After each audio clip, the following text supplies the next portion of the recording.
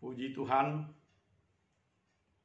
Bapak dan Ibu, saudara-saudaraku yang kekasih, jumpa kembali dengan saya, Pendeta Nais Tumorang.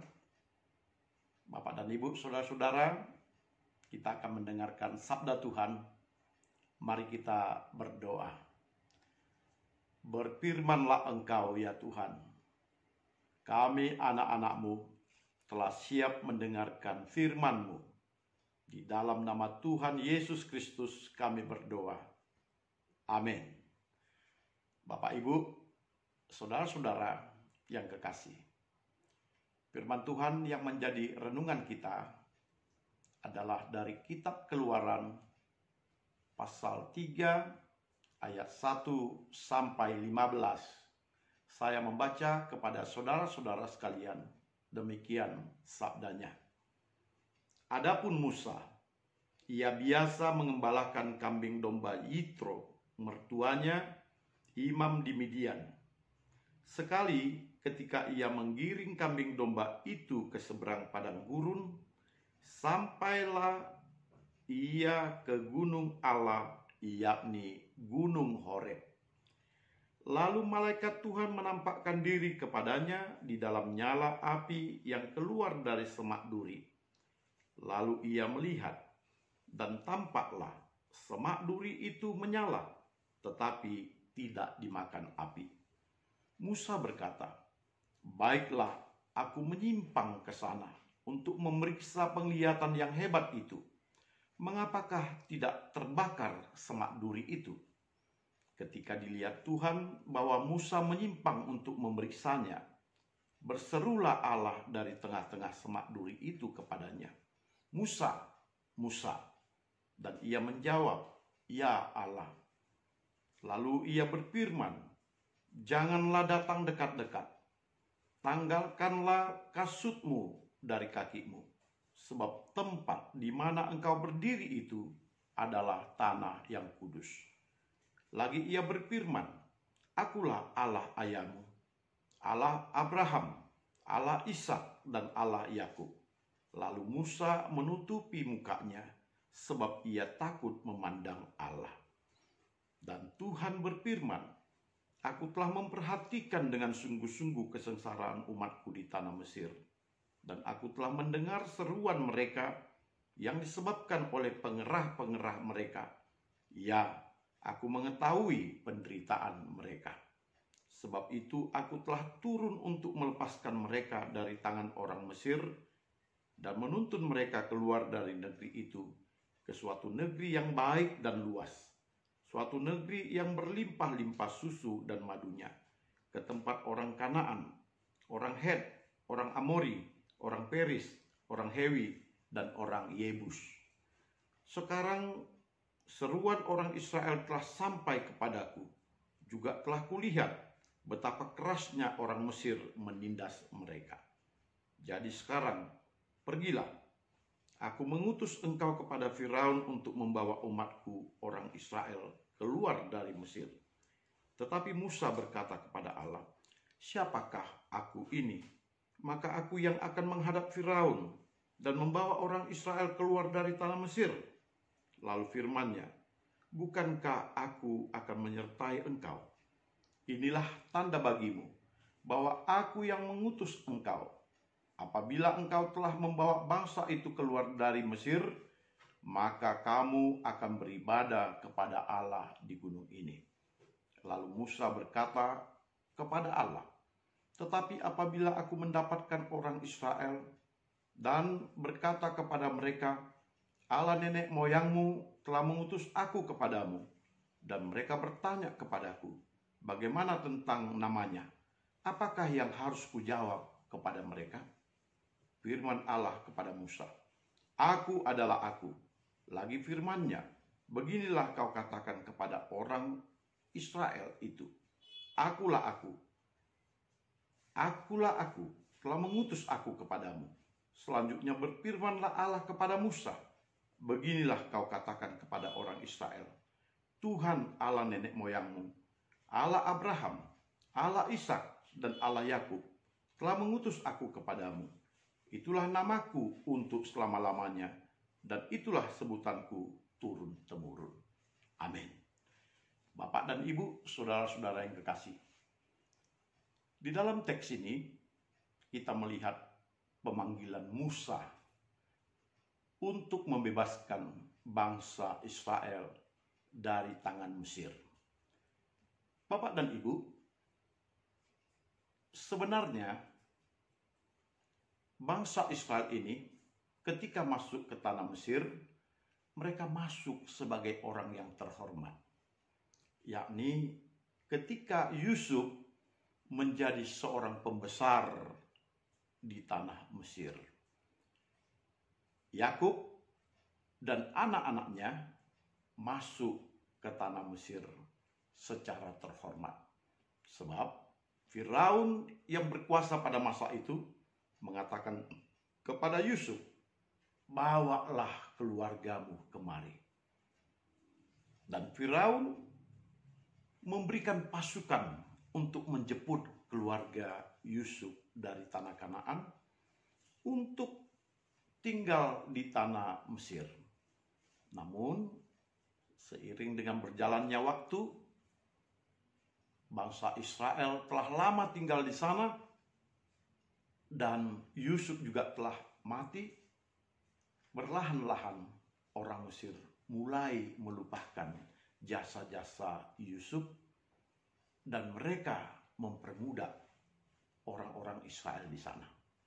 Orang-orang Israel yang semakin banyak di tanah Mesir diperbudak oleh bangsa Mesir. Bahkan setiap anak laki-laki yang lahir bagi bangsa Israel semuanya harus dibunuh. Bapak dan Ibu, Musa juga sebetulnya akan menjadi korban pembunuhan ketika dia masih bayi.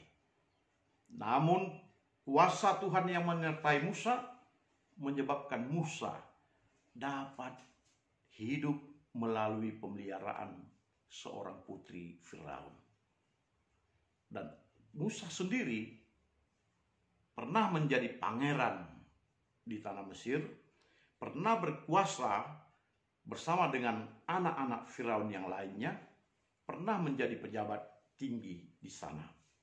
Namun Musa ketika membela salah satu daripada orang Israel yang disiksa, di sanalah Musa melarikan diri. Bapak, Ibu, saudara-saudara, Musa sebenarnya sudah enak hidupnya di rumah mertuanya Yitro. Dia sudah menikah dan dia sudah punya anak. Dan dia sebenarnya berada di dalam zona aman. Tentu saja Bapak dan Ibu, bagi Musa ketika Allah memanggil dia menjadi seorang yang akan membebaskan bangsa Israel dari tanah Mesir, ini merupakan sesuatu kejutan yang sangat. Dia merasa shock. Mengapa mesti saya?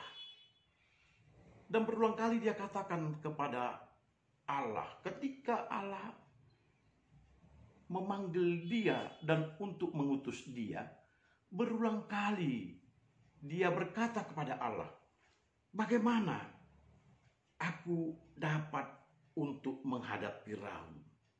Dia berusaha agar panggilan itu jangan ditujukan kepada dia. Kalaulah boleh, orang lainlah, jangan saya. Bapak dan Ibu, saudara-saudara,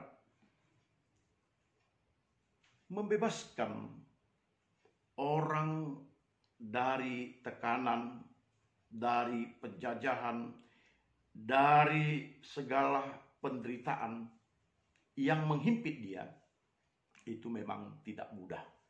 Banyak orang tidak mau mengambil resiko. Banyak orang, ya sudahlah, mengapa itu menjadi urusan saya?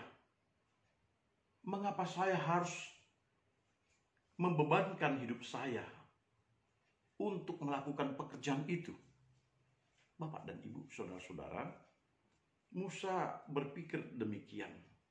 Padahal di dalam pertemuannya dengan Tuhan Allah, Tuhan Allah telah menunjukkan berbagai mujizat kepada Musa, agar Musa jangan khawatir. Agar Musa yakin bahwa Tuhanlah yang mengutusnya. Dan Tuhanlah yang melengkapi dia dengan berbagai perlengkapan, agar dia berkuasa untuk menjadi seorang pembebas. Bapak, Ibu, saudara-saudara, kita mencatat beberapa hal yang sangat penting di dalam teks ini.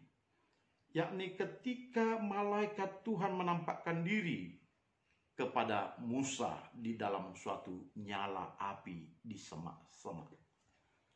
Ini adalah sesuatu peristiwa yang luar biasa. Sesuatu yang memang hanya Allah mampu melakukannya. Suatu nyala api di semak-semak, tetapi semak-semak itu tidak terbakar. Ini menunjukkan bahwa Allah Maha Kuasa dan harusnya membuat Musa sangat bahagia dipanggil untuk melakukan tugas.